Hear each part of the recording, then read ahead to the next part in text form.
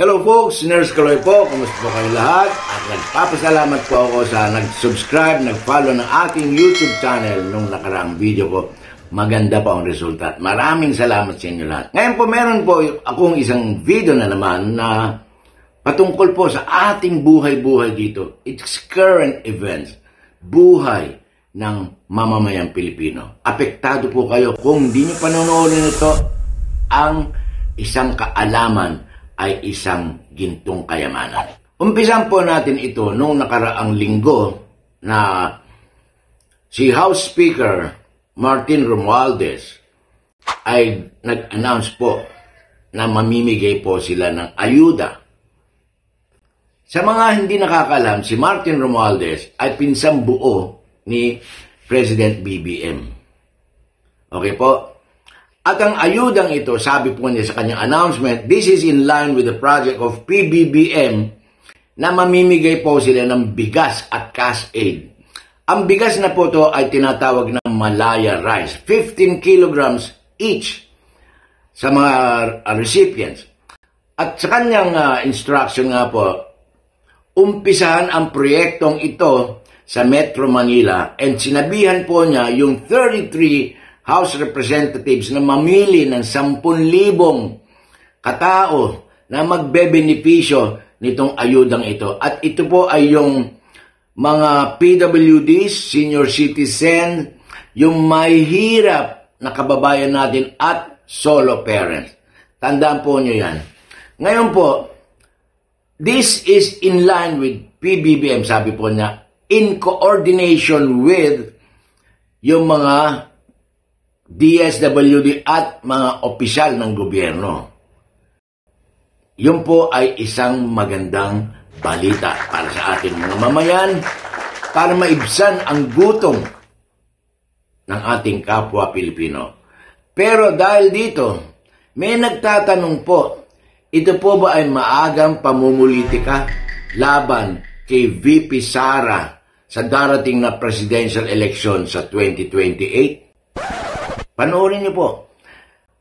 Ang ginawa po ni Martin Romualdez Marcos, makikita niyo sa graphic o yung design ng sako ng bigas, ang nakalagay po riyan ay MR, which stands for Malaya rice. Ang mga nagkomento po ay MR also stands for, yung acronym na MR is Martin Romualdez. Isa pang napansin ng mga netizens o mga nagkomento, sa sinabi niyang proyektong yan ay, this is in line with PBBM, DSWD, at mga House Representatives. Pero kung mapansin niyo sa graphic o yung design ng sako ng bigas, nakalagay lang po dyan ay, Project of Martin Romualdez.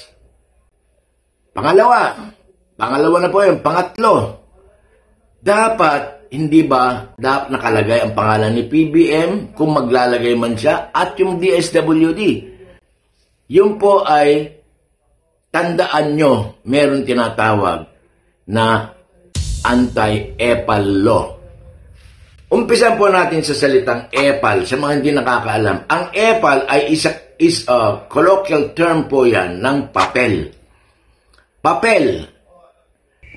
Yung papel, ordinaryong papel, ang tawag po dyan ay EPAL sa mga salitang kanto or colloquial term. Pag ikaw ay umepal, ang ibig sabihin po niyan ay gusto mo ikaw yung nagpapasikat, gusto mo ikaw lang mapansin, gusto mo sa lahat ang recognition. Tandaan po nyo, ang anti-EPAL law, nag-start po yan nung nakaraang 2016 election dahil marami pong lumalabag sa mga batas. Kasi ang ginagawa po na katulad ng graphic design ng sako ng bigas, nakalagay po ang MR at larawan at pangalan ni Martin Romualdez. Ito po ay hindi against kay Martin Romualdez, kundi ito ay isang opinion at tinitignan lang po natin yung nasa batas. Ako po ay apolitical, wala po akong kinikilangan o kinakampi ang mga kandidato. Ito lang po ay paraan para magising ang mga Pilipino na mag-isip. Kasi derogatory po ito. Sasabihin na ginagamitan kayo ng ganitong tactics para siya ay boto. Hindi po ba fair, unfair po yon sa mga ibang kandidato, lalo na kay VP Sara sa darating na 2028. So marami nagsasabi na ito ay early campaign strategy. Pero maganda po ang kanyang announcement dahil mamimigay nga po sila ng ayuda starting po 2 weeks from now at uumpisan nga po yan sa Metro Manila at 10,000 each bawat representative sa kanilang constituent. Tandaan po ulit, 15 kilograms daw ng bigas at 1,000 cash aid para sa mga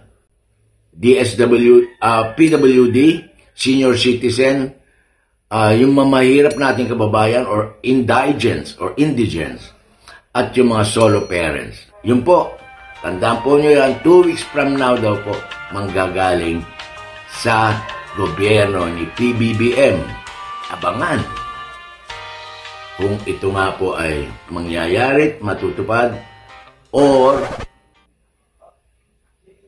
remains to be seen. Katulad po ng 40 pesos per kilo, yung 10,000 ni Alan Cayetano, or ito lang ay isang pangangampanya. Pangako na napapako. Yun lang po, maraming salamat.